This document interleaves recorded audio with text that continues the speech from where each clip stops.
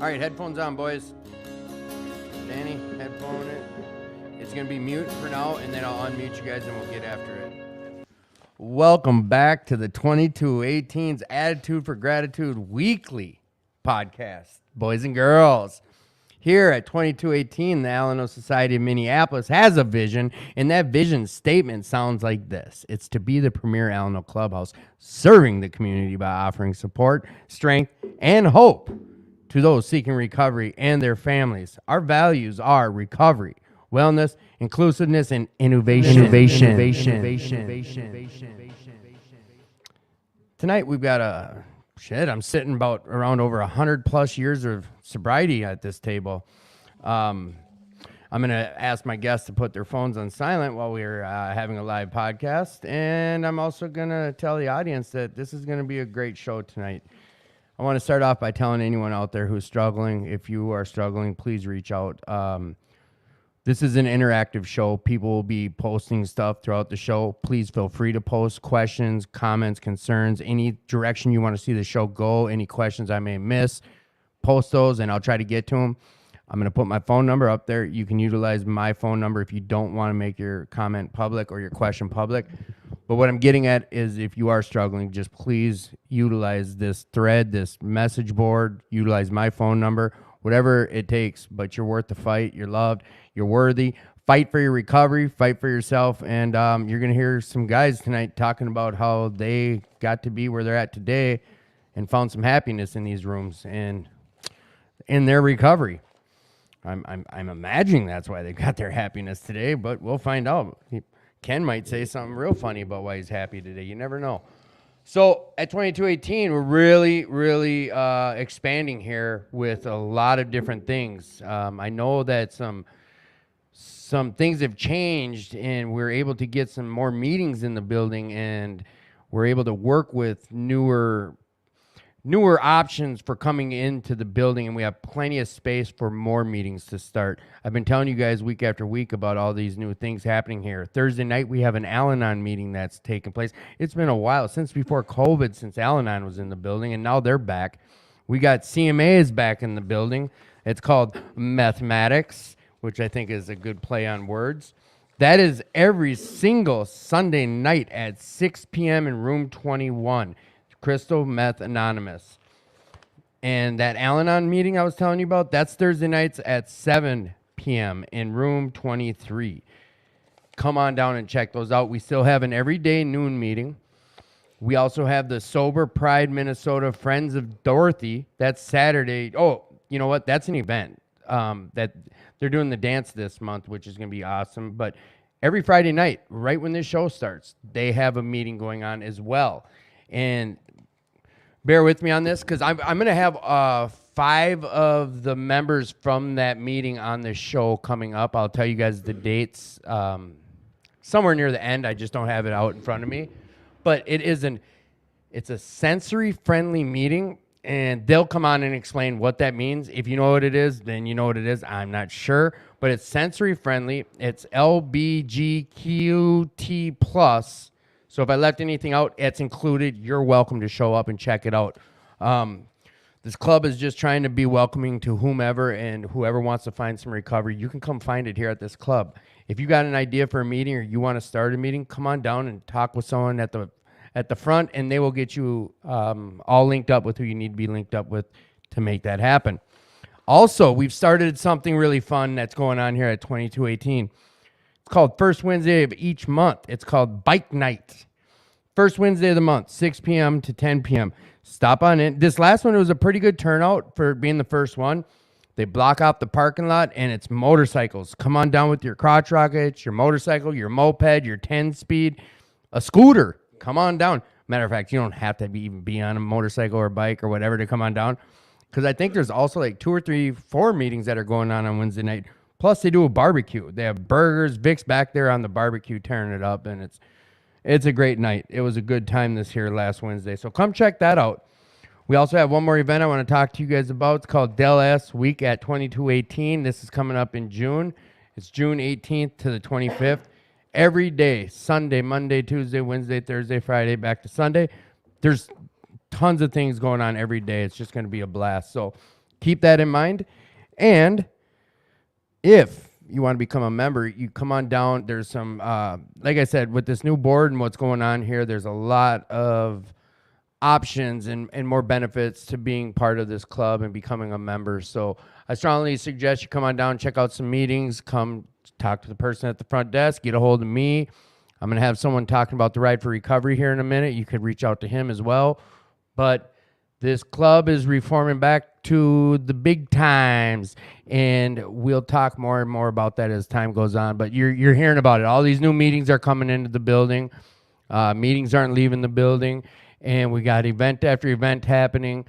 So come on down. Make this club your club. And speaking of that, I have got Jen coming back on the show in 2 weeks, and she's going to be talking about a lot of the stuff she does around the club for service work, and you guys can get some great ideas about what that looks like when she comes on. If you would like to reach out, feel free to use my number. Like I said, I'll put it on here, and this is interactive, so let's interact, guys.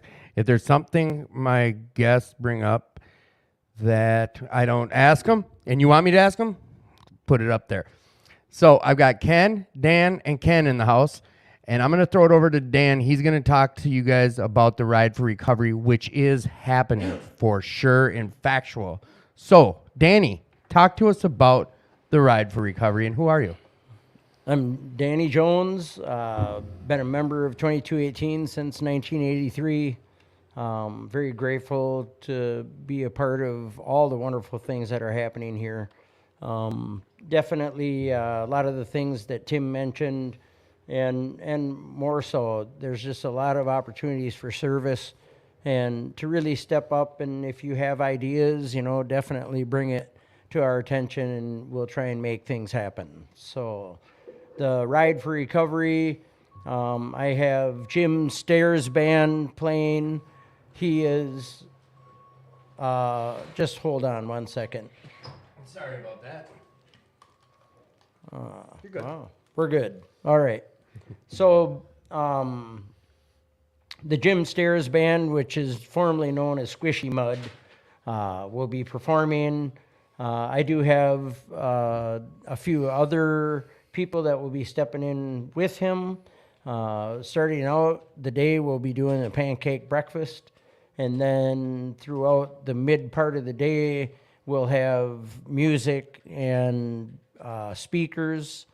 And then around 4:30, 5 o'clock, 4:30 is what we're shooting for to get the pig served.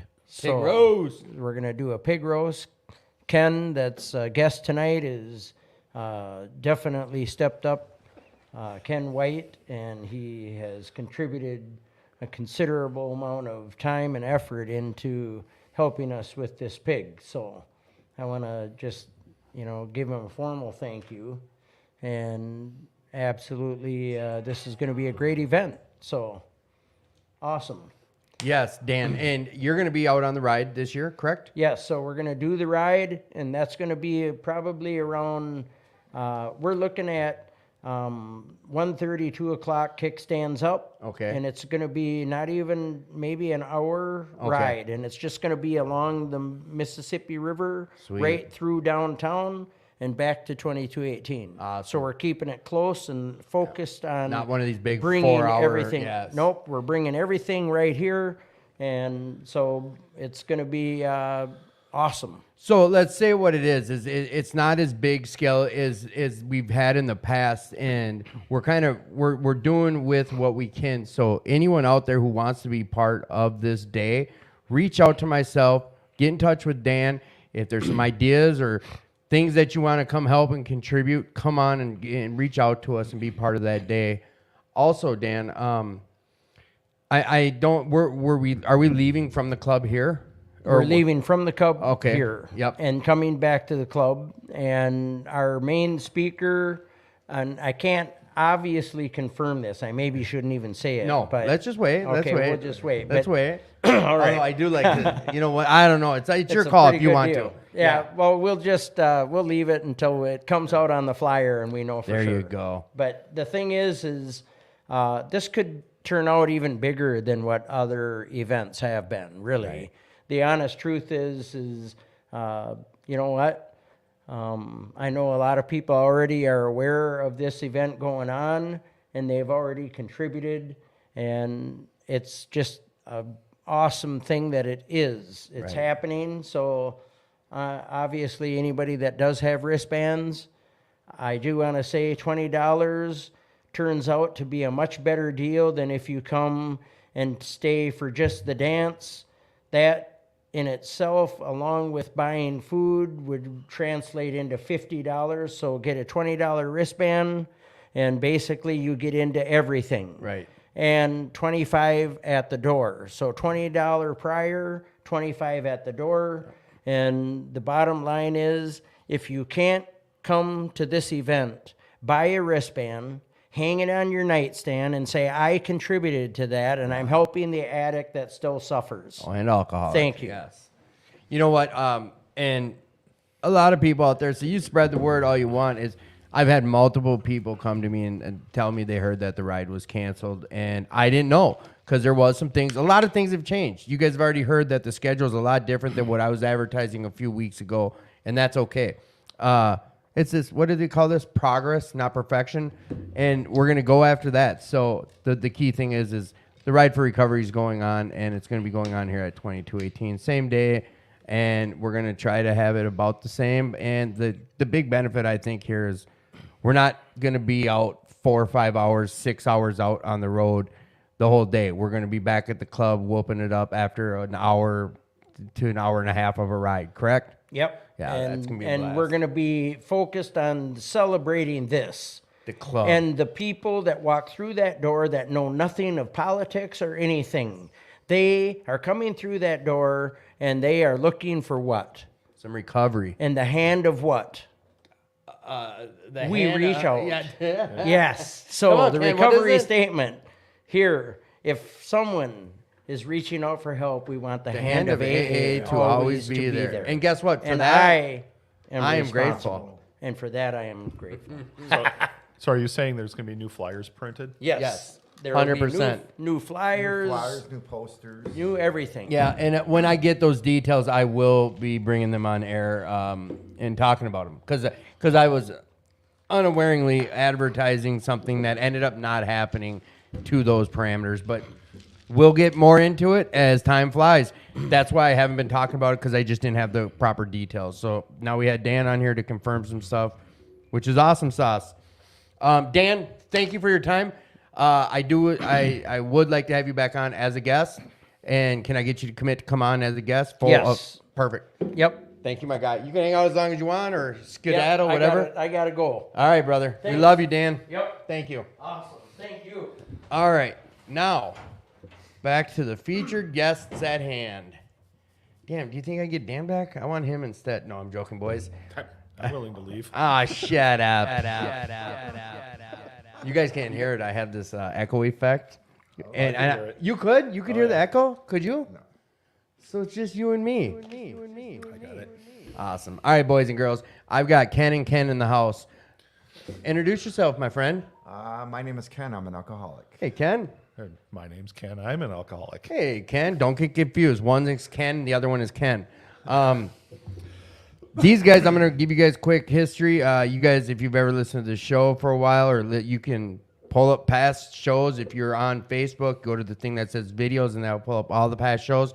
On YouTube, you can just search down, scroll on down, find the past shows. Ken's been on probably half dozen times over the last 3 years. Oh, most definitely. Even probably more, because you're upstairs at least.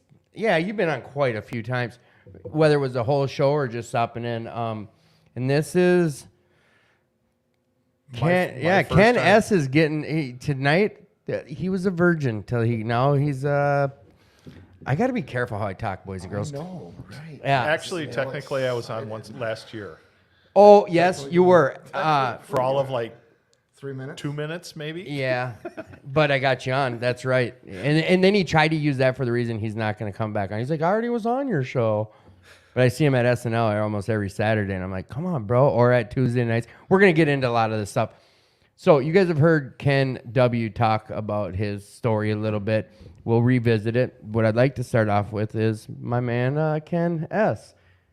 Would you Hello. want to share a little bit about who you are, your story, and just get after it? However much you're comfortable sharing about how the beginning, the middle, the end, today.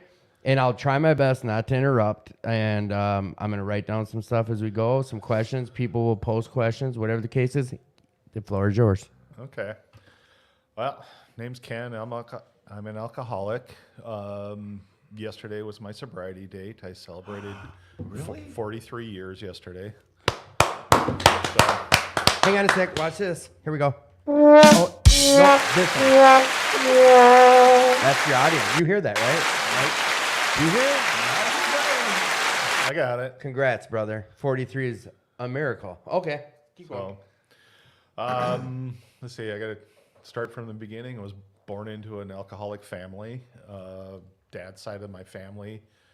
My dad was an alcoholic. Basically, all his brothers and sisters are alcoholics. My mom's side of the family actually worked for Billy Graham. So, The religious guy? yeah. Okay. So it made family get-togethers very interesting. So I bet. I have an older sister, a younger sister. My older sister's a normie. My younger sister, she's basically been drunk her whole life. I mean, So there's three of you? yeah. Okay. I guess there's always a story with my little sister was growing up. My parents worked nights, and my dad brought us home Kentucky Fried Chicken one night, and we had dinner, and my little sister kept on going back and forth from the kitchen, and she'd go into her bedroom, and then eventually she started running into walls, and we're like, okay, well, that's kind of weird, but. She started running into walls? Yeah. Okay. And then she finally locked herself in the bathroom and proceeded to throw up all over the bathroom. Never hit the damn toilet once, right? Okay. Well, called Dad, and me and my little sister. It's like I said, my dad was an alcoholic, so a lot of this stuff wasn't that unusual to us. But he came home, took her to the hospital. She had her stomach pumped, and the other doctors basically said, "I've never seen a 7-year-old alcoholic before." Oh, she was 7. Yeah. And smashed drunk? Oh yeah, she drank a half a bottle of scotch. Was this her first time, or No, she was always one of those kids that always went around and, when we drank had the family- rest of? drink the what's ever left in anybody else's glasses and stuff like that. And this was just what happened at. Did your parents not care if you drank? Well, the scotch and the whiskey and the vodka, they were sitting right next to the cornflakes. Oh. They didn't have a liquor cabinet or anything like that. They just, So my sister was 7. I was 2 years older, so I was 9 when she did that, and it was like. No. So I'm already interrupting. Did you guys know, like, the second she's bounced off the wall, everyone's like, "Oh yeah, Nancy's drunk again," or what was her? Or, No, we didn't know You didn't what was know. going on. Okay. 'He's 7 years old. Ken's drunk again. and it was always as I got older and I got sober, and my little sister never got sober, but her comment was, "It's like there was no way I could be an alcoholic because I didn't start drinking till I was 11." That was the. That was her comment? Yeah. But I'm gonna put a magnifying glass on this real quick. Is like, if you just tuned in, or if you're not following what he's saying, was like, that's what it was like in that family. They're saying by the age of 11, like, I waited till I got old to start drinking, so there's no way I'm an alcoholic, and that's at age 11. Right. Okay. Was this was in the 70s, wasn't it? Or 60s? No, we're talking to Ken here. This was in the 40s. No, I'm joking. I'm joking. Can we swear on this? Yeah, it's up to you, brother. Shit, no. Let's see. I was 9, so that would have been put me 1971. No, 72. But at this time, had you already drank? No, I started when I was 11, so Oh. I was only 9 years old when that happened. Okay. So, Like, did you know at that? God, I'm already. You know what? Keep going. I got questions already. But serious, no, keep So on do going. I. Well, it's like I want to ask. Like, were you scared at the point? Like, oh my God, she's drunk. No, Or like, well, we didn't know. No, and we weren't really scared because, like I said, our dad was an alcoholic, and you know, So you basically, I mean, you know, my parents, you know, when Christmas time and Thanksgiving came around, they fought. You know? dysfunction. Yeah, I mean, it was totally dysfunctional, and you know, all they did was, you know, fight. So, parents actually got divorced, you know, when I was 12 years old, and there's a whole story to go along with that. And I don't know if you want me to tell it or not. Yeah, But. yeah. If it's relevant to how you turned out today, and part of All your right. story, feel free. All right. Well, I was 12 years old. My mom found out my dad was cheating on her. My dad was cheating on with a cook from the Ambassador Hotel, Okay. right? Well, and his name was Roger. All right. All right. So, okay, that made for interesting stuff. But I started working when I was 15, I started working at a local country club. And all the cooks came from the Ambassador Hotel, including my dad's boyfriend. Your mom's boyfriend. My dad's boyfriend. Oh, your dad's boyfriend. Okay, I Yeah. didn't hear that right. The Yeah, first so time. my dad was cheating on my mom with another man. Okay. And like I said, when I started working at this country club, he was there. So I spent the next 17 years working with my dad's. That's strange. Or secret boyfriend was it, or was it out in the Not open? really, because one of those things was my dad basically didn't want anything to do with us kids. And the only time I ever saw him was when his partner, well, I don't know how long they were actually together, but they were together at some point. He would cater parties. Okay. And he had asked me to help if I, you know, make a little extra money and stuff like that. And I'd go to these parties and help cater these parties, and that's the only time I ever saw my dad. So, growing up, you know, my dad, we saw him on Christmas and Thanksgiving, but that was it. All right. So, started my drinking career when I was 11. All the neighborhood kids, you know, first time, I still remember it. We got, you know, drunk and high for the first time at the same time. All you and your buddies. Yeah. Okay. Yeah, there was a group that was very much into that. You know, and yeah, so I got drunk and stoned at the same time, and yeah, I basically was like For the first time for the first time, both of them at the same time at 11. at 11. Okay. You know. So how did it proceed from there? Like, is it an everyday? Or was it one of those deals like we hear people say, like after that, I knew I wanted to do it again? Well, at first when I started doing it, I was extremely paranoid because I was 11. Yeah. You know, but under the circumstances, I was dyslexic,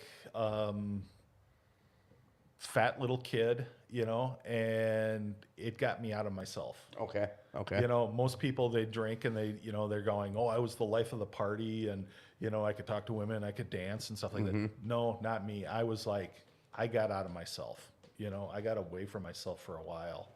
You know, and it didn't take long at all until I started just I was a blackout drinker. It didn't take long at all. Like, what do you mean by the time you're 11 and a half? Oh, or like, it's just wild at this age. I couldn't even. But young, tell you. right? Yeah, it was. So, like, did anything happen during these blackouts? Like, that were bad that you, like, talked to us? Well, at 13, a friend of ours, he stole a bottle of Beefeater gin. We ended up with a bottle of Beefeater gin. Is it Beef Eater? Beefeater. Okay, okay. Beefeater gin. Bottle of 7-Up and a bag of Fritos, and we got Oh my goodness. we decided that it was a good idea to go get drunk in a tree house. Oh boy. Needless to say, I did black out, and I don't know what happened, but I woke up next day in the hospital with my front teeth knocked out, concussion, and a really messed up back. And this was at how old? 13. 13. So I'm gonna no keep going. I know keep going because So- I need us to get to when you do get sober because I have some serious questions at that point. All right. So, of course, needless to say, I did not stop drinking. Stayed away from Beefeater gin. You know, it's kind of that scenario. It's like, well, you know, if I switch to beer, just beer, or Yeah, you the know. compromise, the big, yeah, compromise, yeah, right? yeah. You know, so it was just like, okay, I am not going to do that. We're going to stay away from the gin. Didn't really think it was much of a consequence, but it was also that scenario. Okay, so I grew up in an alcoholic family, and the reason my mom was pissed is because I broke my front teeth. Not that you were drinking, not that you were blacking out. It's that you broke your front teeth. Right. Okay. You know, so that was the biggest thing that she was upset for, you know, and just basically switched what I was doing. Did that all the way up until, you know, I was 15 and I had a really close friend. This is what started the AA thing. Was a friend of mine, his whole family, his mom basically said, we're all going to treatment. This is a who? friend of mine. His whole family, or Yeah, his whole okay. family. All right. And she basically gave them an ultimatum: you all go to treatment, or you're getting kicked out of the house. Okay. You know, and so they all went through treatment. And what happened was, my best friend, we were like yin and yang, right? All right. Very close knit. It was like, if I wasn't at his house, he was at mine, and you know, I was at his house, or he was at my house, or we were always together. And he was also one of those kind of guys that, if he didn't want to do something, he'd drag my ass along. So he would drag me to treatment.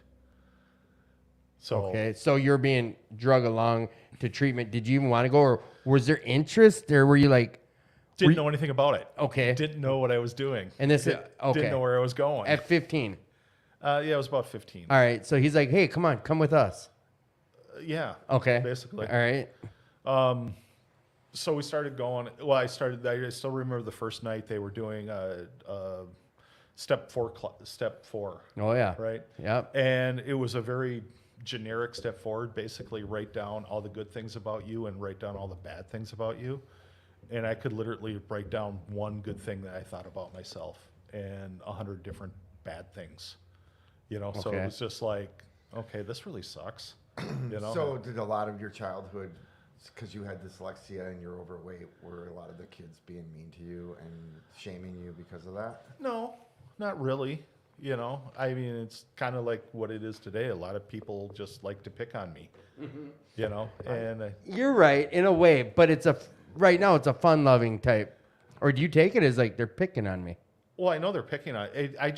I have always taken it and just considered the source.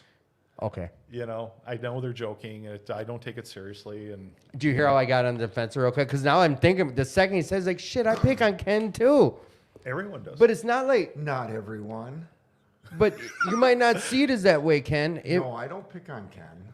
I pick on you as like you bust balls right back sometimes. Like, oh, yeah, yeah. okay, good, good. Yeah, I don't you take it have to. seriously. I don't, you know. But I mean, sometimes that hurts your feelings, though. I'm right now thinking shit. It probably. It all depends on what is said. Exactly. Words have meanings. Yeah, and it's, you know, usually most of the stuff is very docile and minute, you know. I get it. So I feel the same way, brother. so So 15, he's dragging you to somewhere you don't know where you're going. You guys get there, and it's a recovery situation, and you guys are doing a 4-step, and we're doing inventory. We're doing 4-step stuff, and they say write down the stuff that's good about you, write down the stuff that's bad, and you can fill out sheet after sheet of bad, right. and you couldn't come up with much good. No, I think I wrote down, as I recall, it was only like literally maybe 1 or 2 things I thought good about myself. Okay. You know, I mean, you know, considering, you know, So they all got sober, and they're all still sober. That whole family, the ones Okay. that are still Did alive. you talk to any of them ever? One is my sponsor. Okay. So yes. For 42 years? No. After a while? Yeah, after 25 years. Okay. So now this is what happens after this? Well, they keep on going to go through treatment, and I just kept on using. So they got a Was sobriety. it like date. an outpatient treatment? Yeah, it So was they're an just going daily? Right. Okay. So there was an outpatient thing, but so we started going to AA meetings there, Mm-hmm. you know, and the only reason that me and him went to these AA meetings was there was 2 girls that were our age. Of course. You know, yeah, go figure.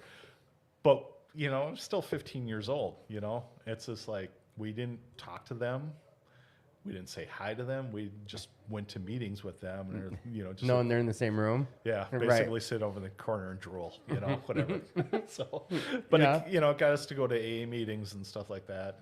And it took me, well, after that, I kind of went into a really bad case of depression. After, Well, is that what triggered it? Is you writing all that stuff down? And oh, well, I don't think it was that. It was just, you know, I was like, am I an alcoholic? Am I not an alcoholic? You know, and Okay. I just went through a really bad case of depression. And the time difference between their sobriety and mine is about 1.5 years, okay. you know. So, like I said, I was literally like sleeping like 20 hours a day, you know. In that point, you know, I dropped out of school, lost my job, lost my girlfriend. I kind of had a girlfriend, but you know, car broke down. You know, my whole world came crumbling down on me. So I had no job to go to.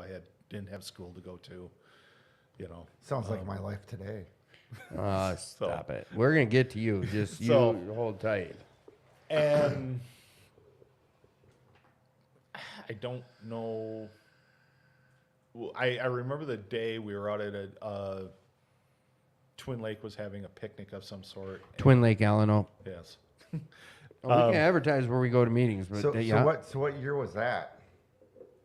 1980. It's crazy because I ran across your path because I only live like 4 blocks from Twin Lake, Illinois. That's crazy. But back then it was also one of those things where But my you know dad- you go to one meeting a week and that was My good, dad was in recovery you know. in 1970. I think he started recovery in 1975. Yeah. Yeah, that's crazy. You know, So how long it took after going there? Did you stay sober after you started going to Twin Lakes? well, it was actually one of those where I never had a sobriety date. And finally somebody asked me, it's like, well, what's your sobriety date? And I was like, well, it was yesterday, So were you, for that 43 years ago. for that year and a half, you were going to a meeting, going out, still doing your thing, and then going to the meeting? Kind and of going- that, you know, drinking, going to meetings, trying to figure out who the hell I am and what if I am or am not an So it's just alcoholic. part of your routine then, going to the meeting thing, but you still I was- remain like doing. I said, I had a really bad case of depression, and you know, trying to figure out. Yeah, I can What the remember it was 1984. I went to my first meeting at Twin Lakes, and I walked in there and I told them that I was an addict, and they told me to get the fuck out of there. Well, and part of that too is one of the meetings that we were going to. God, it was a 12 by 12. Yep. Yeah. The way they ran their meeting, they had the general meeting, and then you would break up into small groups, right? Well, I was going to these meetings. I was 15 years old, and basically, I was getting all the spiel of, you know, I spilled more than you drank. You shouldn't be here, and all that other crap. And Isn't that crazy? you We're know, gonna get to that topic once you get sober. you know. So you're so, you're you too know, young. What are you doing here? Exactly. Okay. You know, and I at that point I was like going, I'm sick of my life. I need to change something because going to AA and drinking, things just kept on getting worse, and it was just like, finally, it's like, okay, I have it enough. And, you know, they always say you can't stay sober on resentments. Oh, yes, you I, can. I disagree with you because I made it a point that I'm going to outlast all these fuckers because they kept on telling me that I shouldn't be there. Exactly. What they mean to say is you can't live a sober, happy, joyous, and free life out of resentments. Okay, well, there's that too. But the funny part about that is my Thursday night meeting. Mm-hmm. One of the guys in my meeting was there at the time, so I think he's got like a year more sobriety than I do, and it sucks because I made that deal that I was going to outlast all these guys. And you still got this guy now who's got a year more than you? Yeah, so I always get this guy hanging over my head, you know. So this guy asks you, what is your sobriety date? And you're like, well, I guess yesterday? Well, no, they just basically said, what is your sobriety date? And said, I don't have one. And they said, okay, it's today. Okay. And it happened to be May 4th. May the 4th be with you. And then you haven't picked up since that day. Right. Now, I'm going to ask you a question. I've already gotten this question. What do you say to someone that says to you, you got sober at 16? What have you got to share about your experience? Without hearing, now listen, I'm going to validate a lot of it by saying you just explained to us you picked the bottle up at 11 and started blacking out and commenced to do that for 5 years. But you and I had this conversation before the show even started. Your feelings on that, and share what you said. Like you still have a feeling about that, correct? Like you think, from what I gathered, like do you not think it's valid because you only drank for 5 years, or what's your feelings on this, Ken? Part of that too was, back in the 70s, they had, parents, if they caught your kid drinking, they send you to treatment, and I, growing up, especially in high school, there was a big group of us that got sober at the same time. A lot of them are still sober. We were, for us anyways, it was, they always say it's a we program. Well, part of that was we needed those people. Yeah. Yeah. As for that question, I don't know how to answer that. I mean, it can be done. You have all these people, especially the kids coming in these days, they're, you just gotta have to have that mindset that it's like, my sobriety is going to take precedence over everything. So you saying that what you're dealing with depression? When did life start turning around for you? When from the date May 4th, 80, or was it 81? 80. May 4th, 1980. When you said this is my sober date and you stopped drinking, when did life start turning around for you as a 16-year-old, as a teenager? I can't answer. I don't know. I don't know when all of a sudden things changed. There was no particular date that it happened. So that I've always thought about that, and it's like I don't know. Like, did you continue to deal with depression? Well, I think part of that is I got sober. Yeah. I started going to meetings. I started, getting on with my life, getting a job. And, part of that is because I got sober, I also dropped out of high school, and that wasn't helping. But,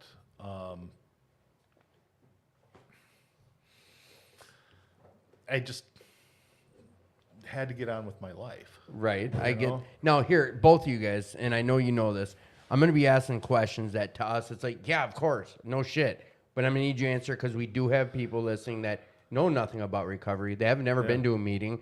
They're sitting here listening to the show with a beer in their hand. Multiple people listen while doing their life, and they're just tiptoeing in the waters of recovery or thinking about it. And someone said, hey, check out this show. They talk about it. It's not being shoved down your throat. Anyone listening, you know this. I've heard 30 different ways of people sharing about how they found some happiness in their life. And it wasn't just AA. Some was religion. Some was meditation. Some's Buddhism, whatever. Some's cold turkey. And some, it's not, they're still drinking. Whatever the case is, what I'm getting at is bear with some of these stupid questions I'm going to ask that are no-brainers to us. Like, could you figure out how to drink on weekends? Like, of course you couldn't, but some people wonder if it can be done. So that's why I asked, like, you don't have a specific date when things start turning around, and yes, you had to just, your mind's like, I had to get on with my life. What did it, at 16, what did it look like while going to school? Or you just stopped, you were done with school at that point? Yeah. You never went back? Tried, but it lasted about 2 weeks, and it was part of that. I was sober, and I just hated it. Okay. It was just, But you start working, and that, you basically just started your life then? yeah. I got, went out and got a job, and started going to meetings and stuff like that. And for me, it was a lot of AA stuff. That I loved, I love Gopher State, always have. Let's go for state. It's actually Memorial Weekend. Gopher State is coming up. It's at the DoubleTree Hotel in Bloomington. And it's an AA convention of between 6,000 and 8,000 people. So if you're new to this and never been there, it's incredible. Would you say it's like the Minnesota's version of the Super Bowl of recovery? Yes. Right? I it's coined that. Thank you. How else do you explain it to someone? And to me, I heard about it I got sober in February, so I heard about it for months until I got to go finally. And it was always cracked up, and some. There's constant meetings going on. Everyone rents out the whole place, and everyone, if you've ever been there, there's 100+ suites that surround this big center square, and everyone is usually rented by 2218 rents one, New Hope Alleno, Twin Lakes, Fridley Alleno, Blaine, and church groups, whatever. And then they all serve free food. Some of the best coffee I've ever had in my life is there. New Hope Alleno does an ice cream booth. Yes. It's awesome. Yeah, it is. It's the business. And the main speakers are always awesome. Yes. There's a lot of circuit speakers, but then there's a lot of local. It's the bee's knees. It is. It's the top of the top when you're talking recovery, right? Yeah, and it's what is it? Friday night they do the count up, and then Saturday do the countdown. Friday, the auditorium must hold A couple thousand. couple thousand. And then they had people. that side room that holds another 500. That was one of the first times I got emotional too, really emotional. When it was weird for me when they were doing the countdown. I had 8 months at the time, but watching the place explode when we got down to 5 days. 4 days. And then there's two guys standing who are in there with 24 hours. It's emotional. And people lose their fucking minds. They're cheering and congratulating the person. It's emotional. And the count up it's cool and all, but nothing like the countdown. Nothing like the countdown. I beg to differ on that one. Well, yeah, because you're one of the last ones standing on the count up. But these guys are, there's always a few that have 50, 55 years, and I just love it because I always see, every time I go there, I get in there. It's like, I got to go register, and it takes me an hour and a half to get there because you keep on running into people that and you haven't seen for a long time, and it's just it gives you that warm fuzzy feeling. Well, you got 40+ years. You got 20+ years, right? 20 or 21? Coming up on 21. Yeah, his disease is going to be able to drink a beer soon legally. But think of that. That's bad. Yeah, I know, really isn't bad. it? It's an oxymoron. You've got 60 years. Think of the paths that you've crossed. I ran into people from Arizona there. People come from all around the world for this. It's amazing. Last week we were going to have a whole show about it, but like I said, Terry, who's on the board of Gopher State, was going to be on, and we were going to talk Gopher State last week, but it didn't happen. But we could have a whole show talking about it. Well, and I've known Terry for 20 years too. you Yeah, I know? should have got you on him about that. Damn it! I think he got a little nervous because being on the board, there's certain things that they can't reveal yet, and they can't talk about that. Like I went and had brunch with him when COVID hit, and we weren't sure if Gopher State was going to happen, and he had some insight on it, and he knew about the podcast. He's like, please, he told me about some stuff. He's like, please don't say nothing about that on the air, and because it was still up in the air, and it didn't happen. Like if I'd have repeated some things, it could have got some people in hot water type of situation. So I know it was a little nerve-wracking about that stuff. Johnny A, thank you for tuning in tonight. And Carrie, and thank you for the support, everyone. Kenny, dear, congratulations, buddy, and I love you, John says. We love you too, John. Yes, Yes. John. Hi, John. Sorry for almost breaking your anonymity. Even though everyone's full names on there, and that's why I tell you guys, if you don't want to, I put my number on there. You can reach out to me directly, and I'll relay whatever comments or concerns or questions you have. So at this point, you're finding recovery. So we got your experience, strength. Where's the strength at? What'd you find in recovery? Why did you stay? At 16, what that's I guess I was gearing towards that, like when did life change, but why'd you even stick around? I found something, and first of all, when I was using, my life was miserable, and it got to the point where it's just like, I need something different, and this was giving me the opportunity or the avenue to go down, and I got sober. All my friends were in AA. To this day, 99% of my friends. That's one of the questions I have is is there anyone what in your life does not have to do with recovery? Work. Okay. See, I can't even say work because I got my job from some guy in recovery. See, and I didn't, but yeah, no. But do you, at work, for 43 years, you've been practicing your principles in all your affairs. So Right. do you bring work, AA to work? Oh yeah, yes, Because that's ingrained in you, right? right, and Yeah. most of So the basically, you walk the walk and talk the talk. yeah, most of the people I work with know that I'm in the program. Of course, my family, Yeah, let's my family knows. Let's go down that road about family real quick and I asked if anything was off limits. If you don't want to share about it, it's all good.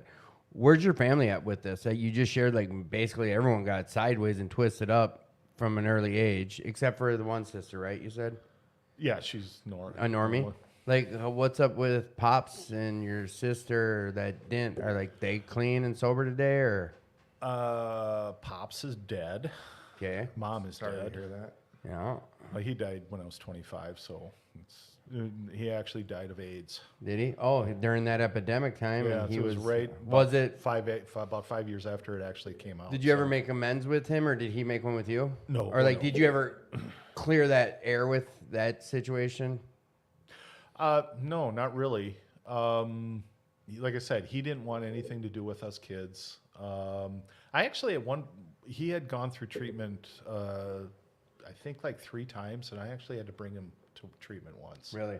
Yeah, and he got out, and he literally was drinking the day he got out, and so no, we never really made amends, but yeah, when he finally started contacting us, he had full blown AIDS, and there was really no. They didn't, and that was back when it was a really scary. I mean, not that it's not scary now, but this is when it was very unknown. This is when it was. They didn't know They didn't anything know. They about thought it. you're gonna get it off a toilet seat, and if you Right, can talk to a everything. guy with AIDS, you're gonna get it. Very unknowledgeable and educated about that disease at that time, and he passed from it, huh? Well, technically no, but yes. Okay. I'm serious. So they wrote it up as he died of pneumonia. Well, the pneumonia was caused by having AIDS. Right. He wanted to die. He had a huge box of medication that he never opened, never took any of it. Oh. So he literally, the last 2 months of his life, we went through his checkbook. He was spending $2,500 a month at the liquor store. So he was trying to, but He was drinking himself to death And in the you'll never process. know if because he's not here, but like, not even making assumptions. But that was a time too where being gay was not accepted. Right. It was not accepted, and And have AIDS on top of that's it? what I mean. So Well, like, and it was even farther than that because the gay community shunned him because he had AIDS. Yeah, You know, and and the that was a fam- big, yeah. that was a huge thing. the so. way, and I don't know, maybe I'm not.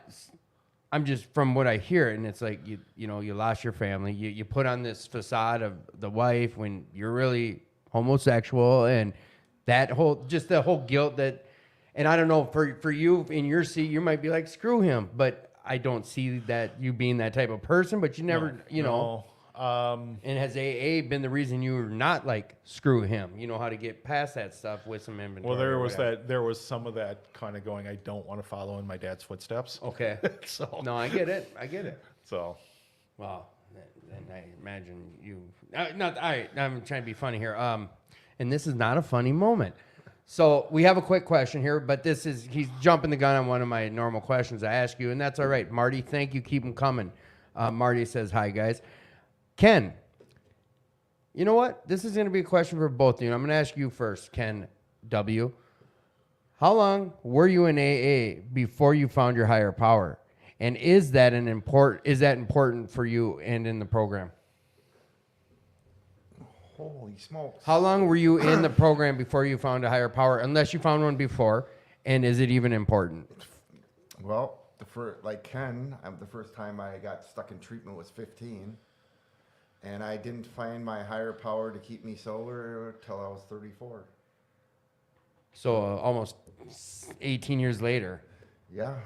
I mean, I always had something keeping me alive. I mean, there's no reason why I should be here because there's been so many times that I should have died. But I know when I came in this last time, it was either I had this treatment lady told me I needed to grow up.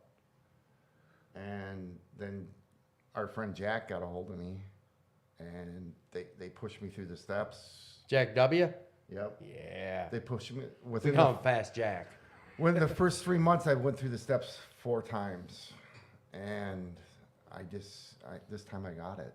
Real quick though, on this show, like I'm not gonna co-sign people's bullshit, and I'm not gonna let them get away with certain things.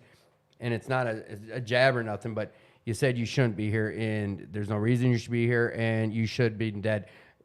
I get what you're saying. I'm not gonna let it slide though. There were some situations where you could have died multiple times, and you should be here. Exactly. Just, I might be wrong. there's- You might not feel that way, but I'm just saying I can't No, let I that do feel slide.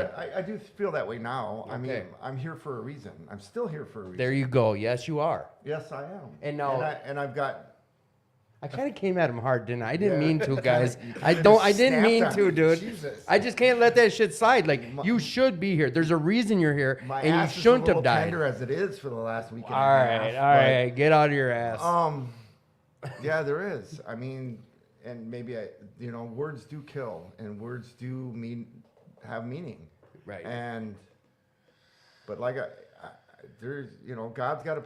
There was a guy when I first came in named Barry that used to go to New Hope on Saturday nights, and he every time he'd see me on Saturday night, or I'd see him periodically during the week when I first had my first 8 months of sobriety, is God's got a plan for you, Ken, and it's a good one. And sounds like Barry. yeah. What, he just always say that to you? I always say that to me. Every time I'd see him, he'd say that to me. And it's like, in my back of my mind, you're fucking crazy. I don't want to fucking listen to this shit. What the fuck are you talking about? And I'd throw up in my mouth and like, I can't believe this. You know what I'm going through? I'm going through a terrible divorce. I can't see my fucking kids. I don't have a job. I can't even pay my rent. Everybody in AA has got to feed me, and I can't even feed myself. I can't take care of myself. And I struggled with that for a long time. And it wasn't until it was like 2 or 3 months. And one of these old timers told me that I needed to get on my knees and say that 3rd step prayer. And every time something would happen, I needed to say the 3rd step prayer. Well, I was saying that 3rd step prayer 30 times a day because I couldn't deal with life on life what was it? I couldn't deal with what was going on at the time. And it's funny because in the last 2 weeks, I've said probably the third step prayer over 300 times, 400 times, 500 times. Is that because it was just your go-to, or it It's worked? it works. I mean, if I can't turn my life over to my higher power, I am not going to stay sober. God, I offer myself to thee to build with me. Oh, there is this prayer that's written on, I think, page 63, and it's called the third step prayer. Now, Barry, who was it? Barry, or some other old timer said, "Hit your knees." Yep. And this was three. It was actually Jack. Okay, and this was 3 months into your It was about 3 or 4 weeks into my recovery. from your sober date, Yep. because you gave this a shot for a while. Like I said, the first time I went to treatment was 15. All right, and then you know what? Let's do a quick experience, strength, and hope with you, because it's been over a year and a half since you're on the show. Come on, tell us your story, quick. The story is, A couple, whatever you're comfortable with. 2 minutes or 20 minutes. what do you mean my story? Experience. You heard Ken's. I want to hear yours now, and so does the audience. I've gotten a couple requests. My story is I grew up in an alcoholic family. The first time I used was age 8. It was at my sister's house up north, and I found out when I was at 18, I was up at my sister's place in northern Minnesota, and I was talking to my sister-in-law, and she said that they used to get me high when I was like 3 and 4 and 5, because my hyperactivity, so they would calm me down. And maybe that's why I love pot so much. I mean, I became a full-fledged pothead when I was in high school, and it took a while to get this program. I was in and out of this program, and I used this program to stay out of jail. I used this program to go to treatment and to get the people off my back for a long time. And I bounced in and out, and it was really hard. I met my ex-wife in the program. We had a bunch of kids, and I decided that it was a good idea to start smoking weed again. And as soon as I started smoking weed again, within a month, we were back drinking again. And then within that month, we were back doing other hard substances, which are appropriate with young children. And it was not a very good scene. And finally, wrap up, age 34,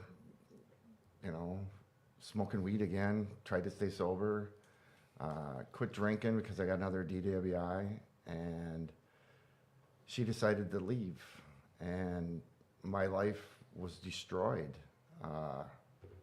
She left at 8 months pregnant, took all my kids, took everything, cleaned out all the bank accounts, cleaned out all the cars, all the tools, just cleaned me out. And I was left with nothing. And the worst part, I was left with, my soul had disappeared.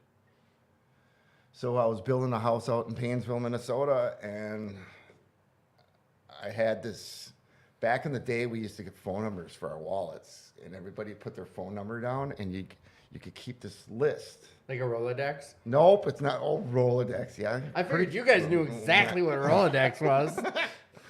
That's funny. But I had this piece of paper, phone list of people from the hit squad in Robbinsdale. And I called him and told him that I couldn't do this anymore. The hit squad was a meeting in the church basement, right? That one? This is one that split off from it, went to Twin Lakes, Illinois. Okay. It's the name of a meeting, right? It still is a meeting. Yeah. It's a meeting at 394 and Hopkins Crossroad. It's at 6 o'clock on Friday nights. It's still a good men's meeting. I actually went there last week because I was a mess last week, so I needed. So you're utilizing the program when you need Yep. it.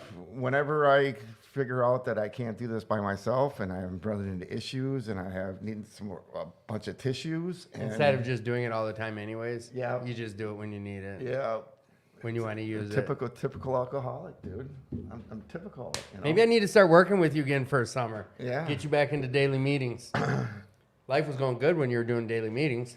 Some days. Whatever. All right, so we're going down the wrong road right now. So then 34 years old, you're like, I'm done. I'm done. But I don't know how, so what do you guys got for me? Or what? How Yep. did that look like? How did it look like? Yeah, like you called the hit squad and No, what? I called Jack on the phone, and he told me just to stay sober. I dumped a whole bunch of pot into Lake Coronas. So That's why me and Bobby catch so many fish out there. the fish were happy, and then I came back here and I started recovery. And it was the hardest 2 years of my life. Like I said, it was. I spent the first couple of months going through the program, and they ran me through the steps, and they ran me through the steps again, and they ran me through the steps again, and I got to learn how to do the third step prayer and a lot of acceptance prayers, because I was going through a nasty divorce. And What is that third step prayer? Do you know it? I know if I heard All right, what is it? God offer myself to thee to build with me and do with me as I will. Relieve me of the bondage of self, so I may better do thy will. Take my difficulties, and victory over them will bear witness to those that would help thy power, thy love, thy way of life. And I always end up amen and give me guidance. And it seems to work. And we thought well before taking this step. Yeah, well. And you go, that's your go-to. That is my go-to. And like I said, the last about 2 weeks I've been going. Does it mean anything to you when you say that? I'm taking. Or is it just words? Nope, it's not, because I'm taking the power. I'm trying to take my. Whoops! I just dropped my phone. Trying to take my power away, trying to give it back to God, trying to always give it back to God. It doesn't have to, people get freaked out when you say God. It doesn't have to be God. It could be a spiritual thing. It could be Buddha. It could be anything. Yeah. As long as you're giving that will back to that thing or entity or God, I call it God, but yeah, it works. And for a long time, I didn't understand why it worked. And you've seen it work in my life a lot.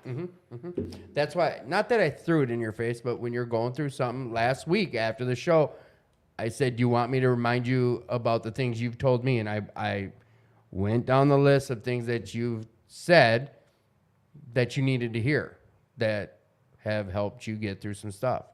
And a lot of it is you get back to your daily meetings, dude. And whether it's interrupting your thoughts, call it what you will. If it helps, get after it. And that's what I've said every week is whatever it is, I just challenge you to go do something instead of sitting in your shit and being depressed. I get depressed. Mental health's a real thing. I'm not doubting that. Yeah, one bit. Mental health is a real thing, and you should go deal with it. If you need to see a physician, go see a physician. If this program can help you get through that, go to a meeting. Talk to your sponsor. Get into some service work. Go help the suffering alcoholic. Get some sponsees and get through that book with them. It's really crazy. How many sponsees do you have right now, Ken? That you're working with and going through a book with? Honestly? Yeah. None. Okay. Until last night. All right. I picked one up last night. There you go. It's not a girlfriend. You didn't pick one up. No, I'm joking. But you know what I'm driving at. You know what I'm saying. When you're busy helping someone else, you're not in your shit. That's one of these things our methodical wizardry first 100 came up with. But you think just because if you don't have any sponsees, I'm not helping anybody. I didn't say that. Well, I just asked an easy question. Easy question. It doesn't. Sponsees will run you through the book again, and they use it helps. Oh, that's it. It And really, maybe does help. Maybe you could have said it doesn't help. Sometimes it doesn't help. Sometimes it's a distraction. Bingo. But- Bingo. But here's the other thing: is that when you're going through life crises, is what you do with it. And you said that to me last week, right? So I've been talking to people that I haven't talked to in like 15 or 20 years, and I've been reaching out to them, like Father Bob. I went and had a 3-hour conversation with Father Bob a couple days ago, and I talked to a couple other people, and it's just when you go through life experiences, rather than taking a drink or drugging or using, which I thought about. Don't get me wrong. You did, huh? Oh, of course I So did. 20 years doesn't mean that you didn't think about it? I'm still an addict. I'm still an addict. And if somebody tells you they don't think about it, and if they're going through this, personally, I do, because that's my go-to thing. When I want to run away from life, I know how to run away from life. Weird thing for me is when I'm going through shit, I don't. That's never been a thought. Like with the death of my brother, with with big issues in my life, I've never thought about it. I just haven't thought like, okay, a drink or a shot is gonna get me through this. It's when I'm driving home and I pass the old spot that I used to meet my dope man. All of a sudden, I'm like, oh shit, it's a little bag of dope and da da da. The weirdest times, just like you hear about people like, I didn't want to relapse over this. I want to relapse when I drop the butter and stub my fucking toe. Yeah. The weirdest things, like my brain's goofy But like that. I don't know. Ken can probably attest to this. It's a fleeting thought. When's the last time you thought about a drink, Ken? Can you even remember? Or was No, it I yesterday? really can't. Okay. And you know what? Actually, it's actually been years, but it was one of those where after work we went out. They went out to the bar or something like that, and guy ordered apple flavored beer, and I could smell it. And but the only thing, it was just like, God, that smells good. Well, you got to think, 20 years, 40 years. There's been, I was just talking to someone else, Jaeger bomb. You've never had a Jaeger bomb? Nope, Not a clue what it is. not a wine cooler. Oh, yeah, nothing, flavored. nothing. Yeah, like these things. Zima. What yeah. the hell is Zima? And that's come and gone. Yes. Like that's come and gone. He's like on some clear Pepsi talk. That's funny. I just like, I don't know. That it's. Go ahead. Go ahead. What I was going to say? Yep. I can attest this program works because I'm still here. If you work the program the way it is designed to be worked, and I don't know. Me and sponsees, I mean, I had a sponsee a couple years ago. We all know who he is, and he drove me absolutely fucking nuts. I mean, And you thought about using over it? no. You thought about drinking over it? No. The benefits but, of it. But it's just like some people are just so stubborn, they won't do it. As you make a suggestion, they just won't do it. Well, and you know what? Like, I keep going to this simple thing, and it's always because my head's on these newer people that I know listen to the show. That's not always just the worst case scenario is a drinking or drugging. It's like sometimes we worry about our mindset going to the old ways, not the drinking and drugging, but our whatever, lying and cheating and stealing and misconceptions and these things too. There's still some bad shit that happens that are old ways. You know, still the horse thief type shit. So I know when I sit and say, did you think about drinking? Did you think about drugging? Sometimes it's not even, it's worse. You start thinking about being conniving or getting over on someone or whatever the case. And you know what? John hit it on the head. John B. We were just talking about you before the show, sir, about the analytics of checking numbers. Living life on life's terms is not the same as living life on your higher power's terms. Boom. Well, and part of that is it's like, you get all these newbies coming in, and it's like, do you have a sponsor? No. Get one. Mm-hmm. Get one that will work with you. Get one that will go through the book with you, and actually go through your steps. Because I've run into so many people. 25 years sobriety, and they haven't gotten past step 4, and they're miserable. So, And it's step 4, that was a really hard. What is step 4? Step 4, you're taking inventory of yourself. Oh, what is it? Do you know it word for word? What is it? Well, We made a searching and fearless moral inventory of who? Ourselves. So go ahead. Cut you off. but you were just talking about all them character defects that we were talking about, Right. of stealing Yeah, and cheating, yeah. and all this bad behavior. But back when you got sober, Ken, were they reading the book at that time? No, they had they. No, this is the honest truth, because back in the 80s, it wasn't I see what you're until saying.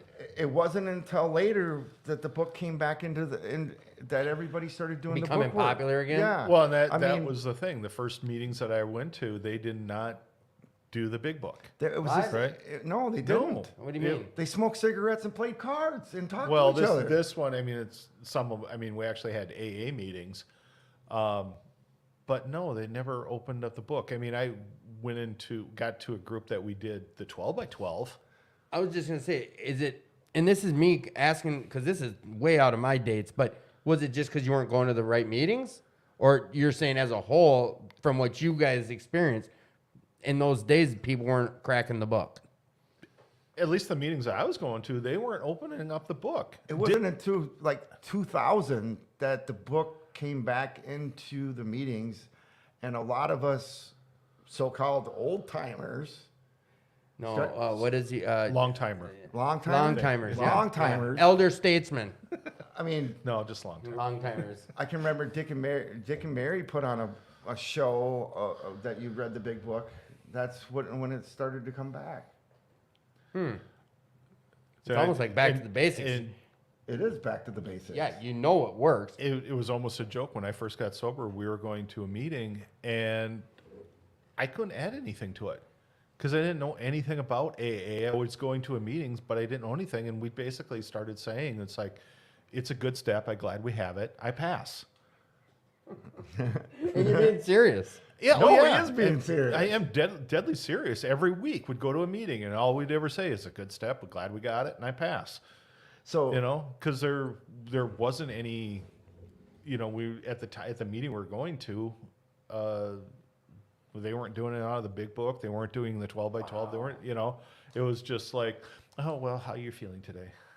See, and You I know, don't and get shit it. like that, You you know know? what I'm saying? You guys experience this. Me, I'm like, how? Like, here's a good analogy.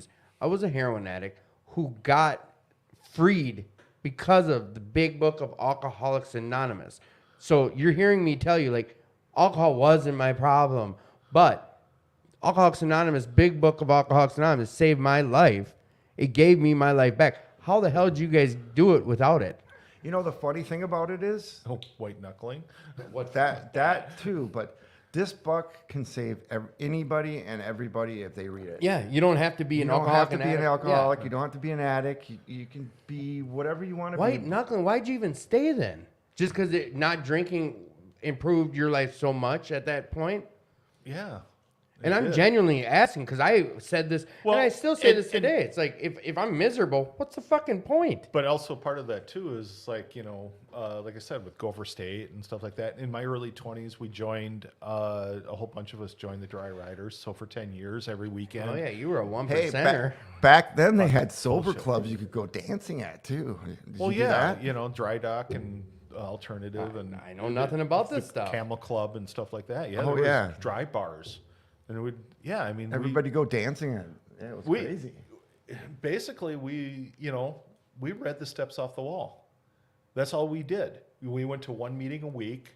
We read the steps off the wall, and that was our life. We would And go, kind of talked about it. yeah, and having we, no we clue. would go on Dry Rider runs every weekend, and we'd go to the bar, you know, the sober bars, you know, and dance and play pool or whatever. But and- so until you work this, are you one of these guys that can say, I was in the rooms for X amount of years till I even did the steps? The 24. The fuck? What year was that? I don't know. Well, 24, that's 2004. No. Yeah. Yeah, he's got sober. And, 2002. That's my sober day. okay. You asked So when that was. 1998. 1980 you got sober. 1989. You got sober in 1980, you said. Yeah. And 24 years plus that is 2004. Yeah. Fucking weed head. Reefer addict. First time my math beat someone. So, but you know what? And here you go. And I got to catch myself and not let myself be co-signing my own shit. Is I'm like white knuckling it. Fuck, why would you even do that if you're miserable? But- you didn't but- say you were miserable. You said you're white knuckling it. But at the end, I was miserable. I wanted to die in the walls of AA. Because, like I said, we were just reading the steps off the wall. We were doing one meeting a week, and you Share know, with me like that couple months prior to finally of that shit time. No, serious. I like. Let's hear your pain, bro. I want to hear about that and what got you to finally say, "All right, let's do the steps." Because you're miserable. But how did that even look? Did you just pick the book up and do them yourself, or what? leading up to that. Yeah. Okay. I think that's important. I was married to a bipolar woman. She was beating the hell out of me for 11 years. Someone from recovery? She at one point she was in Yeah. recovery. All right. Right. But she was bipolar. She was Abusive? very abusive, very verbally abusive. Basically, like I said, she beat the hell out of me for 11 years. I'm sorry. I still remember it. Christmas Day, she gave me divorce papers. And it was the best. Christmas present you ever could got? Yeah, it was. I mean, I got those papers and I just went, oh, God, it's over. Because, I mean, I mean, I could do no right, do no wrong. She was, narcissistic and bipolar and, like I said, beat the hell out of me for 11 years. To this day, she still says that our divorce was my fault. And it's like, okay, whatever. Does it even bug you? Well, it's one of those things, going through the steps. I made amends to her. I made amends to her. I made about me. It was my side of it. Yeah. And she wouldn't, So that means she landed on your 4th step. Oh yeah, she was on my 4th step. The part of that, it's like, so, she had an affair on me. She had a nervous breakdown. She had the nervous breakdown because she was having an affair on me. She, like I said, gave me divorce papers on Christmas. She moved out. She worked at Hazelden. Holy smokes. The one in Plymouth or the one out? No. Whatever. We don't. It doesn't matter. She worked at Hazelden. One of her coworkers, her husband was a Baptist minister. Okay. And Here we go. he was a fire and brimstone Baptist minister. Okay. Right. So I knew him. We had gone to that church a little bit, and he came over and see me one day, seeing how I was doing.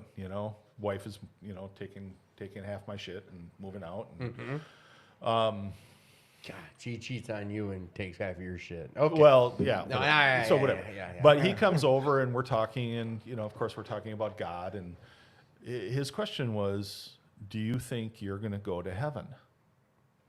And okay, so I've been sober for 24 years. I believe in God. I had that question you asked earlier. I had to believe in God before I got into the program, right? So I had to believe in God, and I'm a nervous wreck. At this point in time, just quivering, couldn't stop shaking. I was, any of the guys in my meetings that know me, I was A wreck. right? And he asked me and said, "Well, do you believe in God?" And I said, "Do you think you're going to go to heaven?" And my answer was, "I don't know, but I hope so." And his response was, "Well, you're not. You're going to go to hell." Now, Oh, because you got divorced? no, Oh, okay.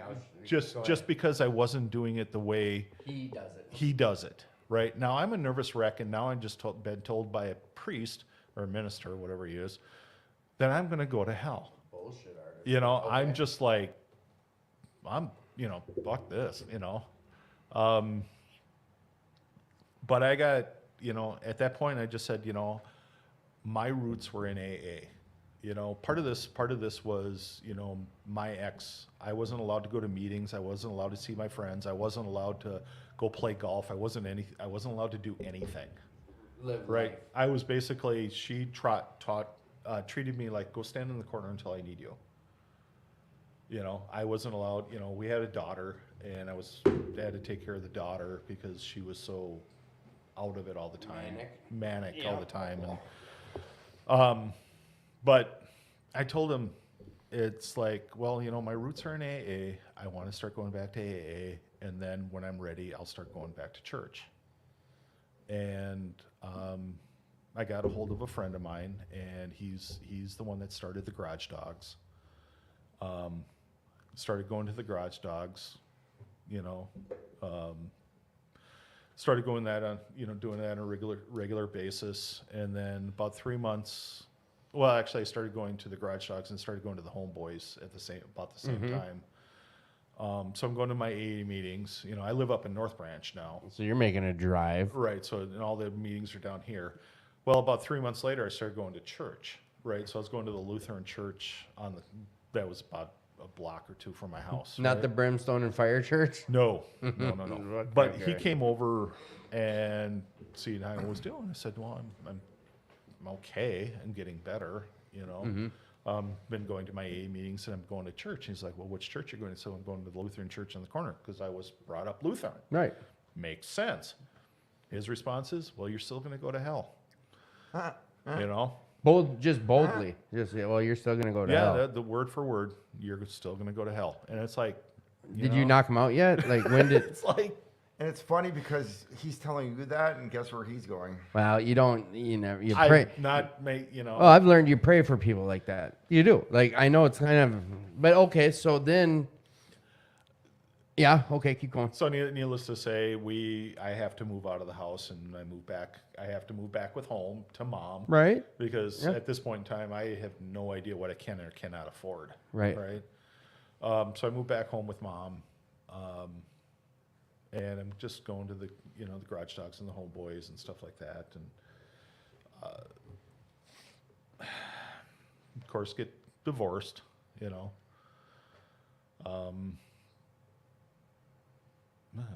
Was it at the Garage Dogs where you cracked the book?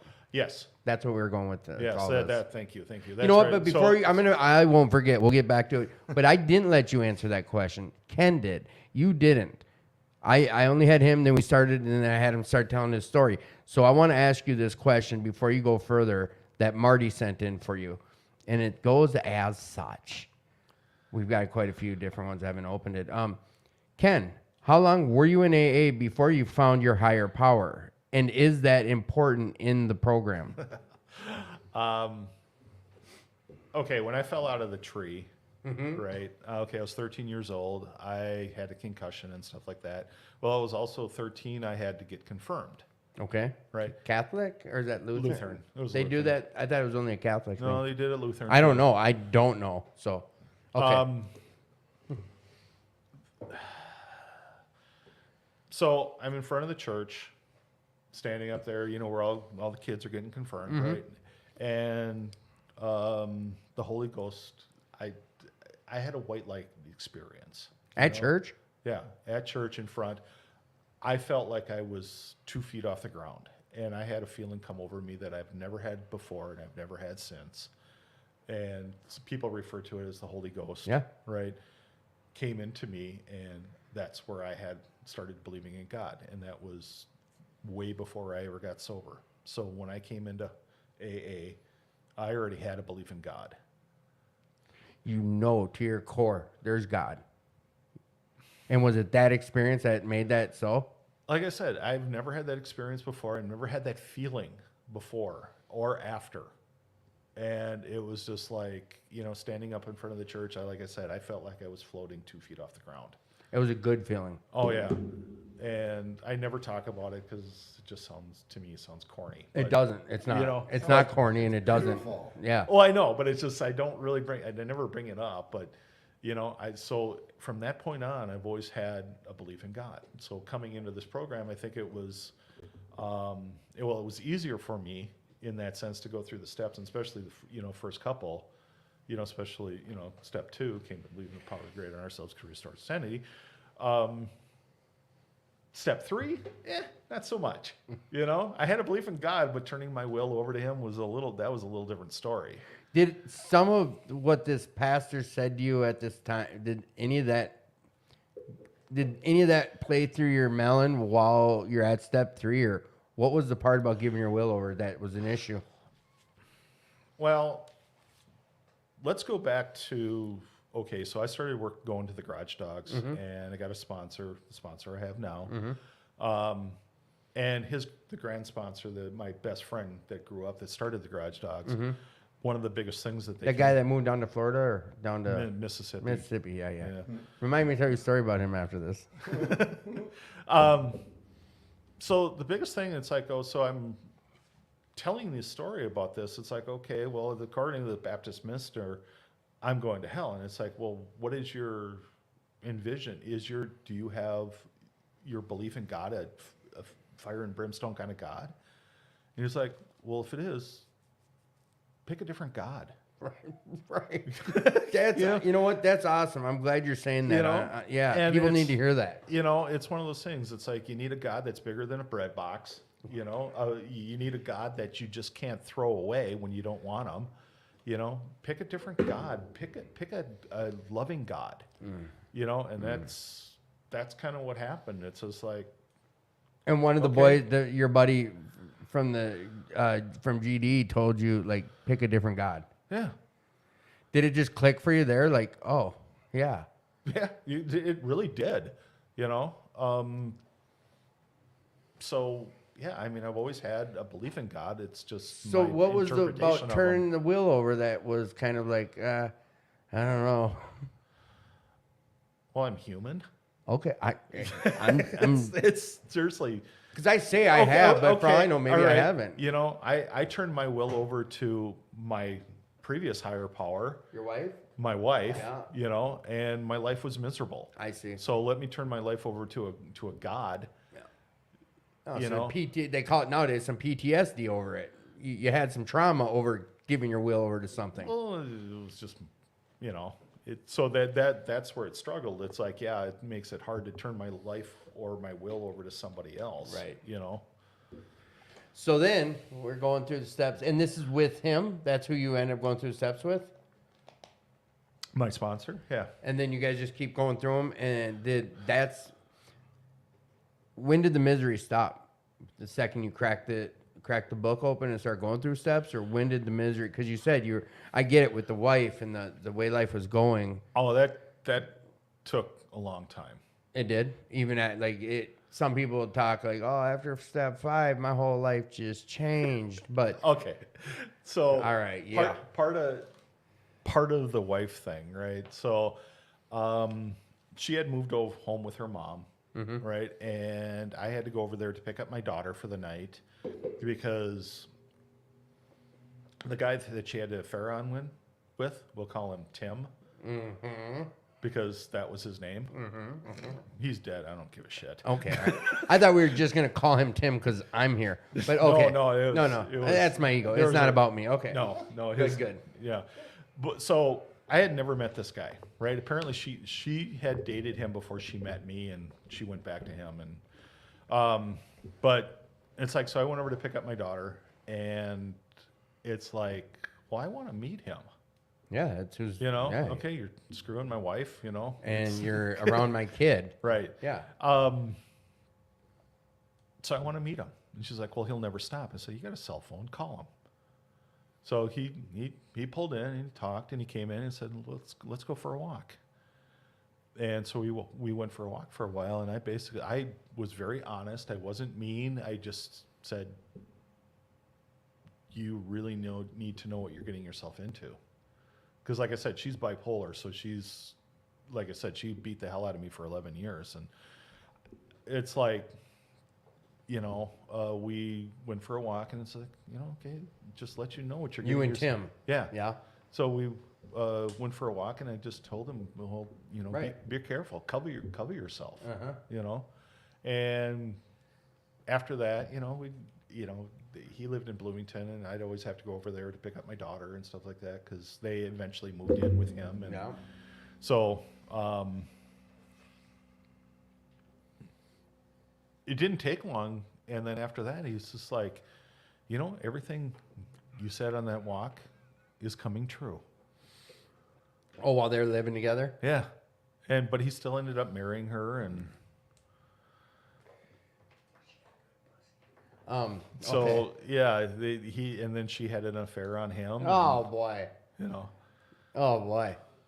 So, but yeah, I mean, but the biggest thing with that whole with all of that is my daughter. You know, she was 4 years old when this happened. You know, she was daddy's little girl. You know, and you can literally, in 14 years of child support and stuff like that, I never missed a payment. In 14 years, you could count on literally one hand how many times I missed our time together. I had her every other weekend and every Wednesday. And it was either the reasons because like snowstorms. I worked in White Bear Lake. She Emergency. Yeah, emergency Acts of stuff. nature, acts of God. Literally, basically, yes. on one hand, you could count how many times I missed Okay. those times. You know, you have the garage dogs always going, well, we're going camping this weekend. Or, you know, and Yeah. it's like, nope, that's the weekend I have my daughter. Right. It's like, well, can't you switch? Nope. Nope. Not gonna. Yeah. I would get crap for it. They would give me a That's lot. being a good dad. Yeah. And A like I very said, good I dad. And they bust balls on you. Oh, yeah. They'd pick on you. Oh, yeah. yeah, well, whatever. And I didn't care. Been You there. know, this is my time. This is Right. this is my weekend with my daughter, and I refuse to do that. You and your daughter close? Yeah. Yeah. Well, she lives in Des Moines now, but Okay. you know, I'm I still sorry. talk to her once a week, Yeah. and you know, She's all grown up now, right? married, 24, married. They just literally bought a house. They haven't even moved into it yet, and Nice. so, yeah, you know, it was that was. The So whole it thing. took some time after this you brought on the story about meeting Tim and stuff after I said that about step 5, like, oh, people say their life all changes. It took some time after you ran through these steps for you to get your peace of mind back, huh? Well, yeah, like I said, when the divorce thing, when I started actually going through the steps and stuff like that, I was a nervous wreck, and you know, and it was a big deal, but I was so more intense dealing with my daughter and my ex-wife and that whole scenario that basically I ended up moving home, and I wasn't planning on being there very long, but my mom was dying of emphysema. So I ended up taking care of her for 3 years, you know, and needless to say, my blood pressure was going through the roof because I was dealing with my mother, which I was doing, but I wasn't even paying attention Right. to it. You know, it was everything else, you know, so then it was just going to meetings, you know, a couple of meetings a week, and, you know, going through my steps. And So I have a question, and I want you to answer it, then I want you answering it. What were some of the biggest hurdles for you in recovery that you ended up getting over, if you've gotten over them? Share with us. What were some of the biggest hurdles that you've had to get over in recovery? basically, you know, of course, both my parents dying, you know, my marriage, Life. yeah. I mean, yeah, it was, you know, got my dad dying of AIDS, you know, when I was 25, you know, going through my divorce, you know, 3 years after my divorce, my mom dying, just trying to stay sober, keeping a job, you know, seeing my daughter,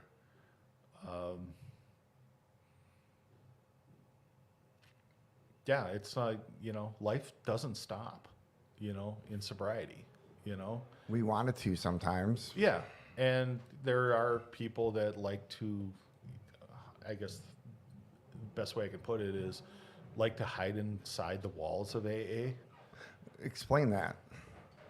Well, you know, they might, if they work, if they don't work, whatever, they basically live at an Alano, you know? They don't, you know, their whole life revolves around AA so much, and there's so much out there that isn't AA. So you get that people that, you know, it's like, well, I got to go to a meeting, you know, okay, you're 25 years sober, you don't need to, I can't say you don't, but, you know, they go to a meeting every single night, and it's like, well, we're going to go out dancing. Well, no, I got to go to a meeting. You know, there's so much else in life. Here's what I'm running into lately is I've got 46 sponsees and I need to take care of everybody. There's that too. Yeah. You'll You find know? your own balance. You got to find your own balance. Well, and I mean, that how can was you the take care of 46 people? You can't. No. Maybe someone can, but Can't if even that's take what care. you can't I do, can't even take care of myself some days. then someone's got to do some inventory and take care of some situations. Yeah, you know, and exactly. you know, the guy that started the Garage Dogs, he wanted the whole group to be speakers, Like circuit speakers? circuit speakers. Yeah. You know, and most of us are like, I can't do that. You know. Yeah, I got a kid every other weekend and Wednesdays, and I can't commit to that. Well, and that was the thing, was like with the Garage Dogs, you know, they always gave nicknames to everyone. Well, my first nickname was never present because he wanted everyone to be at the hall 24/7. Right? And it's like, no, I have a daughter and I have to go to work. Yeah. You know, so I wouldn't go You couldn't go out and paint houses every day and right and break yards and Yeah. cut grass and Yeah. you know, that kind of shit. You know, oh, I've heard such horror stories, but I've heard good stories. But I've also met tons and tons of people with tons and tons of years that have came out of that place. and I love the place. I mean, you know, I love the guy that started it, and like I said, his older brother is my sponsor. You know, I've known these guys since I was 12 years old. Okay, you know? that was the family that you Yeah. shared about. Yeah, that drug you to You your know? first deal. So, Ken, what were some of the biggest hurdles for you in recovery? Me and Ken were just talking. It's life. Sometimes, divorce, relationships.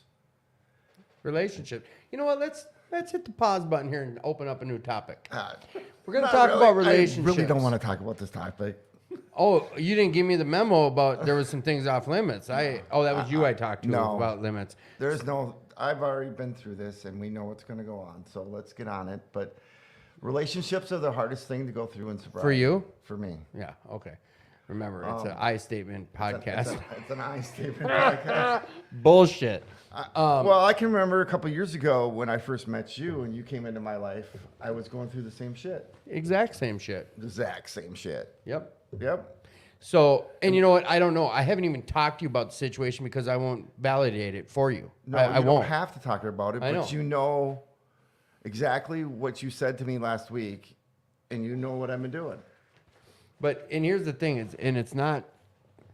Paul Birch says this a lot too. He's like, he's I actually seen Paul this morning. well, it's not At the Home Depot. it's not the profound shit we say. It's the profound shit we do, and It's the action behind what you're doing. yeah. And you know what? The things I'm saying or the things that you said. No, not you. I can't speak for you. The things that I say, I didn't come up with this. Although the Super Bowl recovery is mine. I don't come up with all these sayings and these cool quips. I didn't come up with them. I'm regurgitating this shit because it works for me and I get them. I understand them. The things you've said to me over the years, basically, I'd like to grab a bouncy board and put them in front of your face and let you exactly. hear yourself because you know the answers. But I get it. When we're going through these lulls and going through life and some shit that affects our feelings, sometimes we forget that stuff and it's easier said than done. Well, I can remember, here's a scenario. My shovel's not big enough, so I keep digging the hole until I'm ready to stop. Yeah, that makes sense, I guess.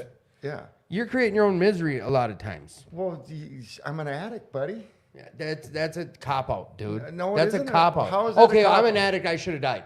No, Fine. I didn't say that. No, I just did. And Where that's bullshit. where does your brain go when you're struggling with something? Where's my brain go? Exactly. The fellowship. Does it Instantly. really? Or do you- 100%. When or- I'm or- struggling, I'm like, what the fuck am I going to do? I know. I'll call Bob. I'm going to go to a meeting. I'm going to find I know, oh, this dude's struggling. I'll call him. He's a fucking Where mess. does your brain go?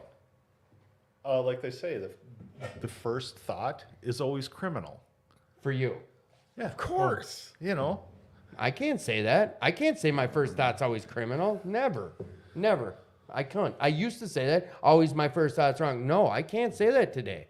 I can't. God speaks in my head all the time. I know the right answer. When something bad happens, I know, and it's usually what I don't want to hear. It's not even that something bad happens, is what I do with it and how I process it. And sometimes I don't process it the right way, and I'm just human. And I want to run away from it, and I don't want to deal with it. That is easier for me. I get that. that statement though, I've been finding out that, you know, just because that statement comes through AA, What statement? First thought's criminal. first thought is criminal. You start talking to normal people, they think the exact same way. And it's like, you know, some of these I used to always say my first thought's wrong, but it's changed since I've really grabbed onto to spirituality. It's changed. I don't know if my first thought is always wrong, but I'm dealing with something that life presented itself to me. And the only way I know how to deal with it in a proper manner is to go through the step work again. Yeah. But sometimes what's I wrong with forget, that? and then I'll take. It's like we were talking about for the second step, and Ken said, "You believe in a higher power that's going to restore your sanity." Sometimes when I'm going through this stuff, I don't believe that, and I take it back. 'cause I take that stuff back. Because you're so low. I mean, Well, not I don't just, know if it's low or not, but I'm playing tennis with God, and we're just. And I'm giving it back, and I'm taking it back, and I'm giving it back. But it's a process, and I just work through it. It takes me about a week or a week and a half, and then all them God moments start popping into my head. you can start appreciating the things that it was easier to overlook when you're going through this shit. When you're in the suck, it's hard to see a lot. It's not hard. It's not as easy to see these little miracles or these spiritual moments that you'll see in a week and a half when your head's not just purely focused on something It's like bad. when you're using and you're trying to get sober and you're running. I spend more time running away from God when I was using than looking at the signs to stop using. And now God gives me all kinds of signs every day and like crazy moments. And it's like, wake up, dummy. Dude, the messier, when bad things are going on for me, when it's usually family, when there's something with the family and there's something where something's bad and it affects me because my mom's affected. That's about the only thing that can get under my skin when I know my mom's hurting. Don't know why I haven't been able to shed that one yet, but it's for me, it's been a proven test of time. Is I found I try to get myself near the most broken motherfucker I can find. Serious. I come up here. Lots of newcomers show up here. Lots, tons. There's a 6:30 NA meeting every night. You can find multiple ones. Go grab them. Just listen to them. Fuck, dude. Dude. Oh yeah. And nowadays, the hurt that, I mean, in half of it, you're like, you dumbass. But my head's not over here like, my mom's she's hurting. She's worried about things she shouldn't worry about. She's going to kill it. She's going to find herself in a grave too soon because she's so stressed. Bah, bah, bah, bah, bah, bah, bah. My head's not even there. It's like, this fucking guy, holy crap, his dad raped him 4 times while his mom videotaped? No, I'm just saying. And then it gets even worse. That whole thing, like I say, working with the newcomer, not even the newcomer, working with someone just super sick has helped me. And I feel selfish for that sometimes. I feel selfish when I say I count on the newcomer because it's a selfish act that I use the newcomer. I use them to get out of my shit. So yes, I think we would not, newcomers stop coming. I That'd be don't the know. best thing because that means people aren't sick no more. I need them to keep coming. Me personally. And they will. Yeah, I hope. I didn't mean to go off on that tangent there, but that's for me. And I see that with service work because how when you're in the middle of sweating your ass off while doing some stupid chore for a club, I'm just not thinking about the shit, the suck. That's me. Interrupt my thoughts with whatever I can. That's me. I can't tell you to go interrupt your thoughts and expect you to be able to do it the way I do it. No. I just can't. But I you can listen to me and Yeah, I try. And I try to bite my tongue when someone's but you have to bite your tongue because to just listen. A lot of people you just have want an to ear. you have to just listen and Go ahead. my experience with this program is that I can only tell you my experience and I cannot give you advice. But my experience, what worked for me, and it's worked for a long time. I needed advice. I can't give you advice because if I give you advice and then all of a sudden you go kill yourself, then I got you on my conscience. No. Go ahead. So when I came back into this program after 24 years, like I said, I was miserable. And all I wanted to do was talk, right? I didn't want your advice. It made me feel better to talk about it. Mm-hmm. Like I said, I was miserable. I wanted to die in the walls of AA. and I knew because of being in the program for 24 years that this too shall pass. I just don't know how long it's going to take, you know? This too shall pass. So, You believe that too, right? Oh yeah, most definitely now. totally. I knew it was going to pass. I just didn't know how long it'd take, you know? And it was kind of it was weird, but it was, so like I said, when I got divorce papers, I was just like, oh my God, it's over. And I was like totally okay with it.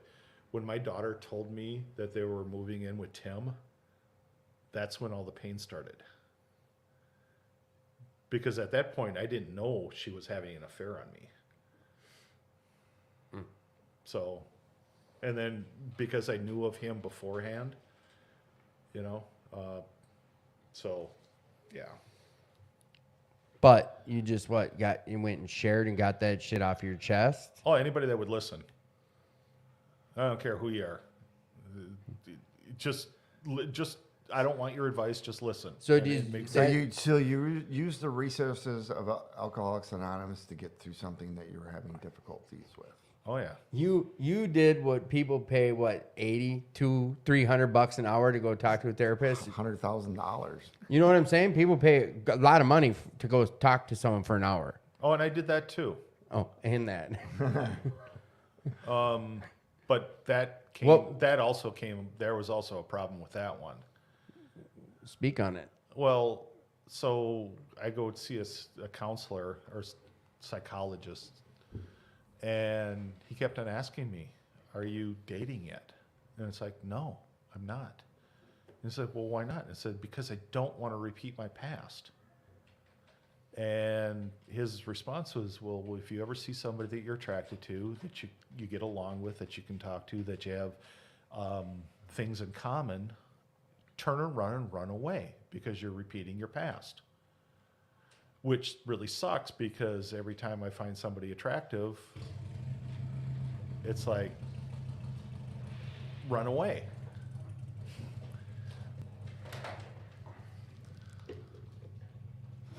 So, yeah, go ahead. Yeah, so it, that I haven't been in a relationship since I got divorced.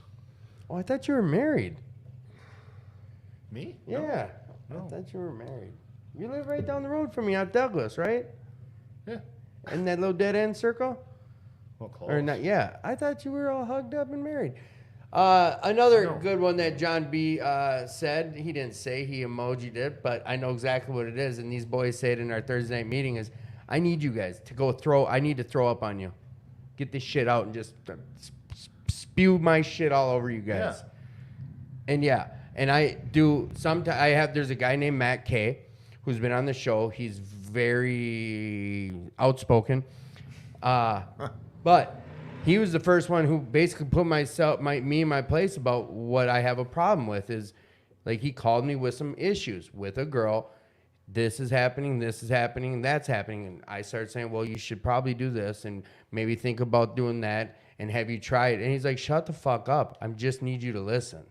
Yeah. It hurt my ego. It hurt to hear someone tell me shut up. And I'm like, well, of course, defensive. And then I'm like, well, screw you. But that was, 3 years ago was the first time I realized, like, people some people just need to talk.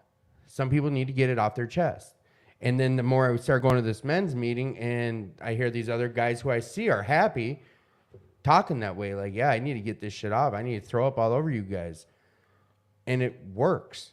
Like, get it off your chest. Another fellowship, they always say, share that shit. And it works. I see it work all the time. So, boys, what do you want to talk about? Ken? Ball's in your court. What do you want to bring up? You got a couple minutes. This is the part where you bring a topic up and start sharing.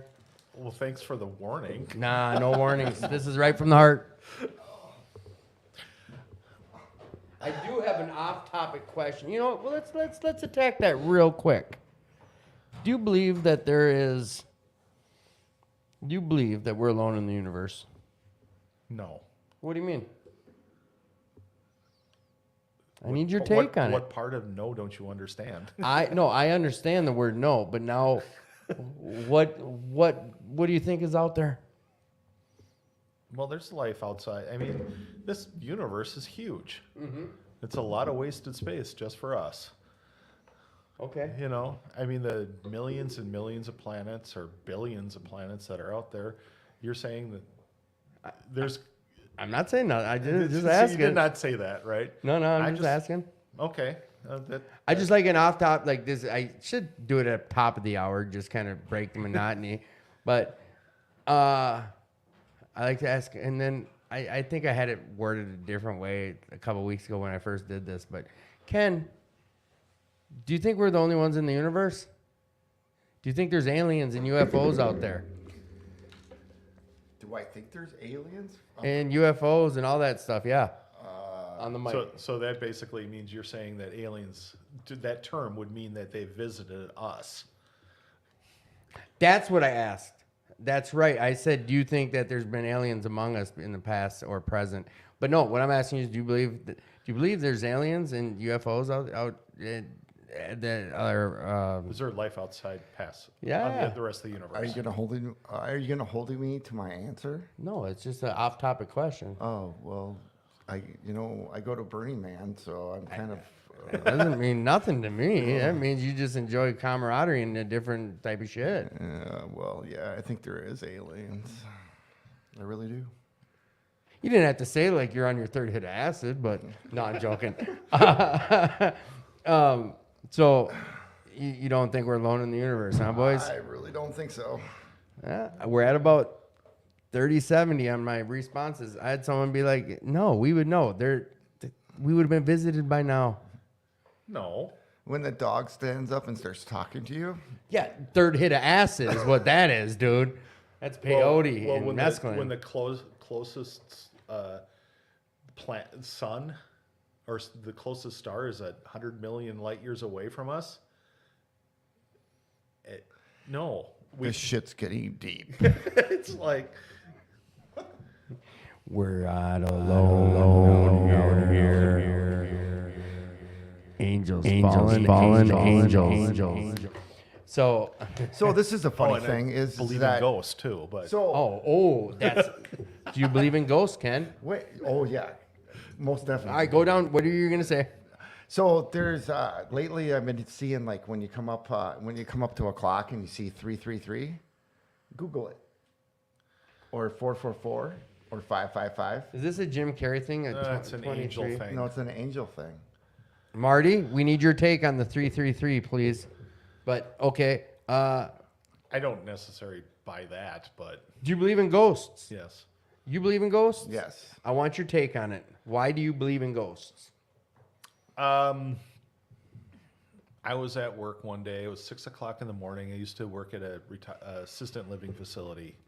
So part of that was back to my daughter, not missing a child support payment. A friend of mine basically said the best thing in the world I could do was get a part-time job to cover my child support. Okay. Right. So every other weekend that I didn't have my daughter, I cooked at a assistant living facility. Okay. Right. 6 o'clock in the morning. I'm the only staff there. Right. I'm sure there's nurses floating around, whatever, but I'm the only one in the kitchen. I've walked from the from the front of the kitchen to the back of the kitchen multiple times already. Right. I'm up in the front of the kitchen. I hear a bang. I come back out and there's a trash can in the middle of the walkway. Upright? Upright. There's no one else there. There was no way that trash can was there before because I'd have to move that to get to the back And of the kitchen. you're 100,000 million% positive no one was in there. There's no one there. There was no way to get in there. Yeah, it gave me the creeps the rest of the day too. And the wait staff, when they came in, I told them what happened, and they were hearing voices during the day and stuff. Did like you guys that. have, was it a drop ceiling? Like ceiling tiles? Oh Jesus. Hey, I'm the logistic guy. Hey, Is Whatever. I don't know. I'm just asking. No, I'm just asking. I'm not saying you're wrong, dude. Never. That's as a good host, I would never tell anyone they're wrong. I'm here just fact finding, information gathering. I'm just curious. Like, have you played that through? Is there a window in there they could have came through? Someone playing tricks on you? But then here's the other thing. Could the floor have been, like, was it aluminum garbage can or plastic? It was a 55-gallon Plastic. And it garbage wasn't can. on wheels? No. Maybe the floor was sweating or like it was wet and maybe the condensation made it shrink a little and moved. I don't know, dude. I don't know. So here's my story. Let's hear yours. No. So- if you start when third year at Burning Man, No, I drank this Kool-Aid and then like an hour later, I'm telling you. probably all it's There was like flashbacks from 3 acid. You know, yeah. back in the '80s, we should do. Hang lots on, of it. wait. Did you ever do any acid during your 6-year stint? Yes. All right, that's all I wanted to know. So yeah, So, anyways, well, it happens more than once, but we were, me and my ex-wife were in New Brighton, and we were making spaghetti. Right, we had 2 spatulas, and all of a sudden the spatula fucking disappeared. So we grabbed the other spatula and finished eating, making dinner, right? And then all of a sudden the spatula turns up inside the cupboard on the plates. It was the weirdest shit ever. and who is this? Your ex-wife? Yeah, me and You my don't ex-wife. think she would have fiddled games on you? No. Because we were both going, holy moly. That You knew, like you could tell. apartment, She, that apartment building was, there's Haunted? Haunted and spirits in that part of the building. we wrestle not with flesh and blood, but against principalities, powers, and rulers in the air, or first heaven. Marty's dropping bombs on us. I sent you. Did you see that message I sent you? No. Yeah, it's a little write up about the number 3. Any other ghost experiences? No, I was really always kind of skeptical up until that point. But like I said, there was no way anybody could have gotten in there. No, there was no way anybody could have moved that. So you chalked that, like you ran through your head and you're like, nope, some type of spirit moved that for sure. It's the only thing I have no idea what happened. I didn't see it, but I heard it. See, I'm not And doubting. it literally, yeah. when it made the noise, I turned around and looked, and the doors, there was a door there, but it wasn't open because it was one of those slow closing doors. It wasn't open. There was no one there. You did all the deductive reasoning, and there And was it no was way. just like, well, I went back to work, but it still just kind of gave you that creepy Yeah, the feeling the rest of the heebie-jeebies. day. Yeah, the Well, and it's gooseness. like, it was an assisted living facility. I'd walk in there I'd work every other weekend, and I'd walk in there, and it's like, okay, Well, who how many? died? Yeah, I was gonna say how many people have passed. I mean, yeah. A people lot of die, people you died know, in there. people die in there on a weekly basis. Yeah, that's scary. You know, Yeah, I don't know. That's wild, child. So banging. Gosh, I had something for you guys about that. Yeah, spirits and ghosts and holy mosts. That's gonna be the new question. Do you believe in ghosts?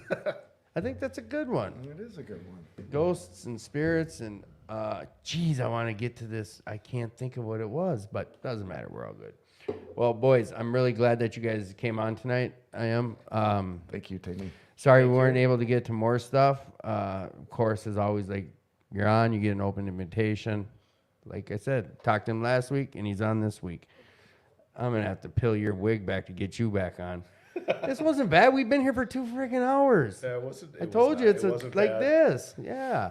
It's not bad at all. Yeah, thanks, Marty. Everyone who checked in, we had a lot of people checked in tonight, and I appreciate all you guys. And you guys are the reason we keep doing this show. So if you guys have ideas for the show, if there's a guest that you want to have on here or hear me share with, or if you want to be on the show, just reach out to me. I'm not booked out that far right now, and the thing about the Ride for Recovery, as you guys heard when Dan was on earlier, yes, let's say what it is. It's going to be scaled back because the group that was had all the events and activities, a lot of things changed, and they're not part of this right now. And now it's just strictly going to be 2218, and everyone involved at 2218 who's going to be putting it on.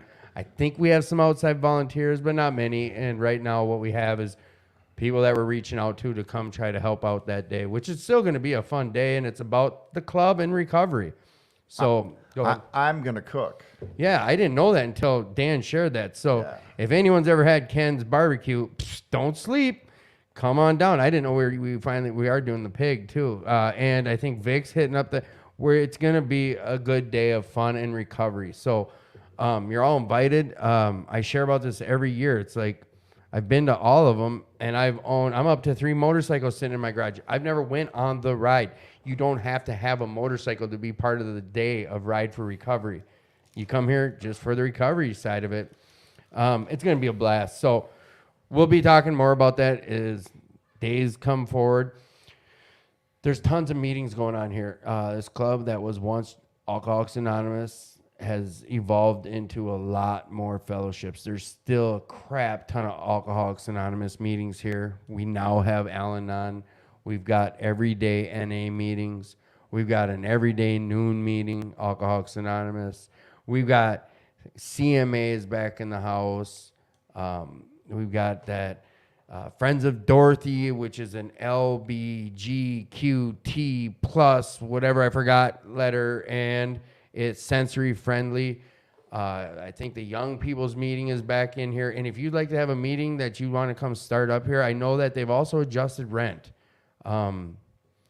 They've adjusted rent, so it's a lot more affordable to be in here and having a meeting and to make it affordable. And I know firsthand from a meeting we started here out of COVID, the club will work with you while you're trying to get your meeting up and running. So if you're looking to come check out a new place, and this is an awesome old big mansion with like 30, 40 rooms or something. We have levels we haven't even explored yet. So come on down to this club, support it if you're able. Come check it out. You just come on down and check out this club. It's 2218 First Avenue South. And we do stuff like podcasts here. We have everyday meetings here, fellowship and barbecues. And tomorrow night, Jane's got her cafe going, and it's like $7 and you get a home cooked big ass meal. And once a month they do a breakfast on Sunday mornings. Every Wednesday night we're doing, or first Wednesdays, is it first Wednesday? Yeah, first Wednesday of the month I think they're doing the bike night here. A lot of stuff happening, a lot of stuff crapping down here.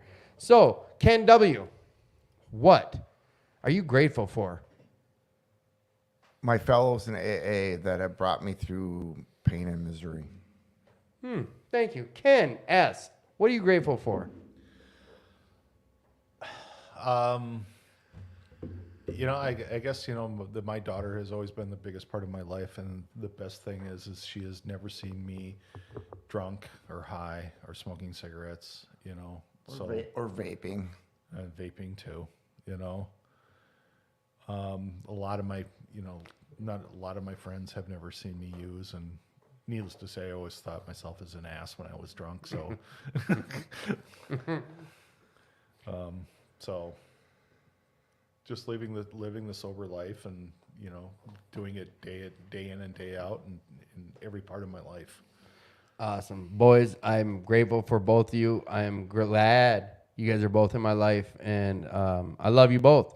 Thank you for coming on, sharing some experience, strength, and hope with the audience. And again, if you're out there and if you're struggling, reach out. You've seen 10, 15, 20 people put messages on here. You hear 2 guys on here with lots of years of time in these rooms talking about some happy, joyous, free stuff. There is an answer. There is a solution. Fight for yourself. You're worth it. You're worth the fight. So if you're struggling, please reach out. My number's scrolling across the bottom of the screen now. You can reach out to me. You're worth the fight. If no one's told you yet today, let me be the one. I love you. You are loved, and you're worth the fight, damn it. So fight for yourself. Till next week. Ooh, speaking of next week, we have got a banger of a show next week. Come on in or tune in next week. Check it out. We got Joel coming on and a surprise guest. We're not sure if we can announce the other guests. I'll know sometime throughout the week, and I'll put it on Facebook. So till then, I love yous.